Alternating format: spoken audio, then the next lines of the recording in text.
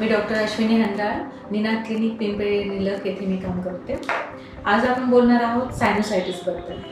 Actually sinus हा नाकाच्या आणि चेहऱ्यातल्या हाडांमधला normal भाग आहे. डोळ्यांच्या वर दोन्ही बाजूला आणि आतमध्ये नाकाच्या आतमध्ये ह्या पोकळ्या असतात. त्याला मॅक्झिलरी सायनस, स्फेनॉइड सायनस आणि इथमॉइड सायनस असे त्याचे प्रकार असतात. ॲक्च्युली ह्या पोकळ्यांमध्ये ज्यावेळेस सिक्रेशन काही कारणाने साठायला लागतात आणि ते बाहेर पडत नाहीत आणि त्याला इन्फेक्शन होतं, तेव्हा आपण त्याला सायनोसायटिस म्हणतो.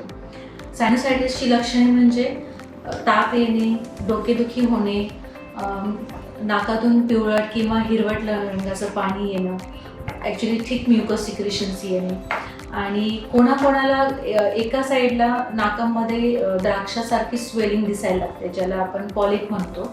आणि हा खूप दिवस जर सायनसचा त्रास राहिला तर पॉलिप बनतात.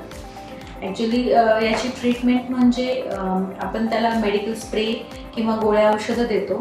काही लोकांना, अगदी 10% लोकांना याचं ऑपरेशनही करावं लागतं. जसं जेव्हा पॉलिप बनतो त्यावेळेस तो गोळ्या औषधांनी शक्यतो कमी होत नाही, त्याला सर्जरी लागते, ज्याला आपण फेस म्हणतो, फंक्शनल एंडोस्कोपिक सायनस सर्जरी.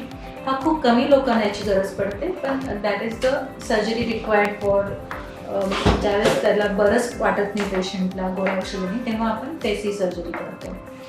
तुम्हाला हा व्हिडिओ आवडला असेल तर हा लाईक करा, शेअर करा आणि सबस्क्राईब करा.